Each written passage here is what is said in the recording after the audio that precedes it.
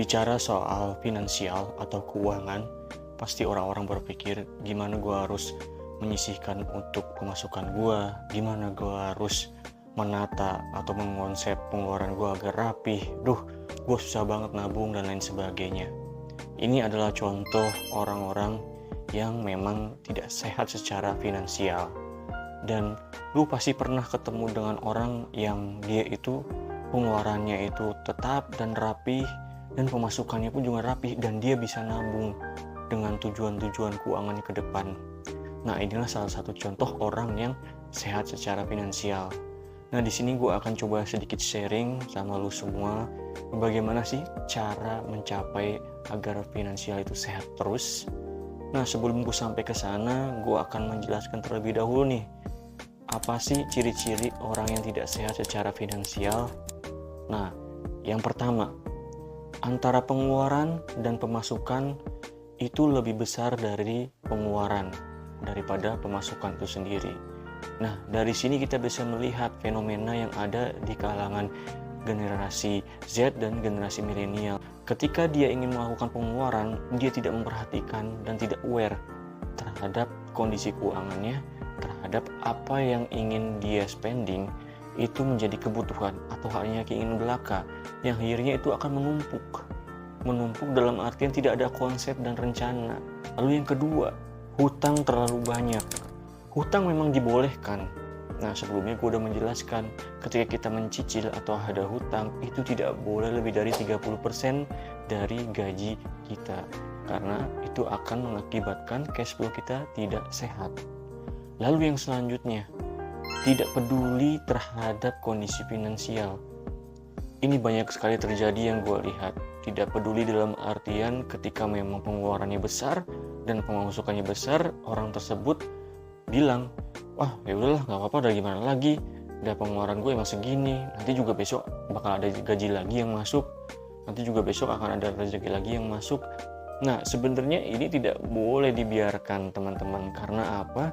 Karena ketika kondisi keuangan lu merasakan sendiri kan tidak sehat dalam artian antara pengeluaran dan pemasukan, nah lu perlu untuk evaluasi diri dan cross check ada apa dengan kondisi lu, khususnya keuangan lu itu sendiri.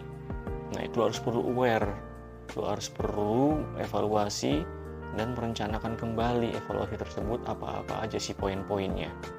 Nah, itu adalah penyebab atau ciri-ciri orang yang tidak sehat secara finansial. Nah, ini yang kita tunggu, bagaimana cara agar sehat finansial terus. Yang pertama, cek kondisi keuangan lo. Lo harus mengecek terlebih dahulu dalam tiap bulannya, pengeluaran lo tuh berapa, pemasukan lo tuh berapa, kondisi hutang lo tuh ada di mana aja, lo punya dana darurat atau enggak. Nah, antara pengeluaran dan pemasukan ini perlu didetailkan juga. Pengeluaran lu tiap bulan atau fixed cost lu tiap bulan itu apa aja sih? Nah, pemasukan lu tiap bulan itu apa aja sih? Nah, lu coba ambil kertas atau ya yang sekarang udah canggih lah ya, pakai Excel. Nah, coba di list antara pengeluaran, pemasukan, dan dari hutang-hutang dan dana darurat tersebut itu kondisinya sekarang ada di mana sih? Nah, itu perlu lu cek dan perlu lu tulis, dan akhirnya lu bisa analisa dari kondisi tersebut lu harus bagaimana. Lalu yang kedua, buat financial planning atau rencana keuangan ke depan. Misal lu, baik lu lagi single ataupun berkeluarga, misal 1 tahun ke depan rencana keuangan lu ingin membeli motor, atau lu ingin mencicil rumah, atau lu ingin menabung selama 5 tahun atau 10 tahun ke depan untuk tabungan pendidikan anak. Nah, itu ada rencana-rencana. Nah, itu coba lu list rencana itu yang menjadi skala prioritas kebutuhan itu yang mana. Nah, itu harus direncanakan. Karena apa? Karena hidup itu harus ada tujuan dan harus ada rencana, khususnya untuk financial planning ini sendiri, teman-teman. Lalu yang selanjutnya, budgeting. Buat budgeting. Tadi yang pertama itu setelah cek kondisi keuangan antara pengeluaran dan pemasukan. Nah, ini coba di list khususnya dari pemasukannya itu dari pos mana aja sih selain gaji. Nah, dari pengeluaran ini fixed cost-nya itu pos-pos mana aja sih? Pulsa, bensin, kontrakan, konsumsi, dan lain sebagainya. Nah, ini dibuat pos-posnya, ini kita presentasekan. Presentasekan itu setiap bulannya berapa-berapa saja. Nanti akan kita bisa forecasting untuk rencana keuangan ke depan itu seperti apa. Setelah dibuat budgeting, kalian akan bisa mengukur kemampuan keuangan kalian itu sampai mana. Setahun ke depankah atau 5 tahun ke depankah? Itu tergantung dari kondisi finansial kalian masing-masing. Lalu yang selanjutnya, investasi leher ke atas.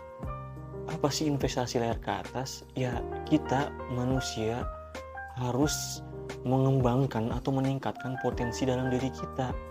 Karena ketika potensi dalam diri kita muncul, itu akan memunculkan value dalam diri kita untuk muncul di lingkungan masyarakat.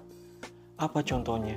Ketika lu ada potensi sebagai public speaker, sebagai financial advisor, sebagai akuntan publik, dan lain sebagainya. Nah, coba investasikan otak lu untuk mengembangkan lebih jauh lagi, seperti pelatihan, sertifikasi, dengerin podcast, dengerin tutorial, dan lain sebagainya. Nah, itu akan meningkatkan value dalam diri lu dan akhirnya merubah pemahaman, akhirnya terupdate kembali. Nah, ini perlu teman-teman, karena ini dampaknya akan jangka panjang.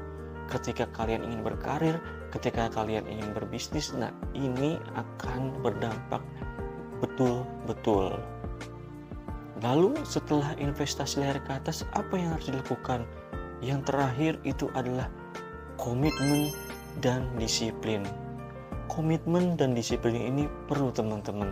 Ketika semuanya sudah direncanakan, kita sebagai manusia harus memberikan reward dan punishment.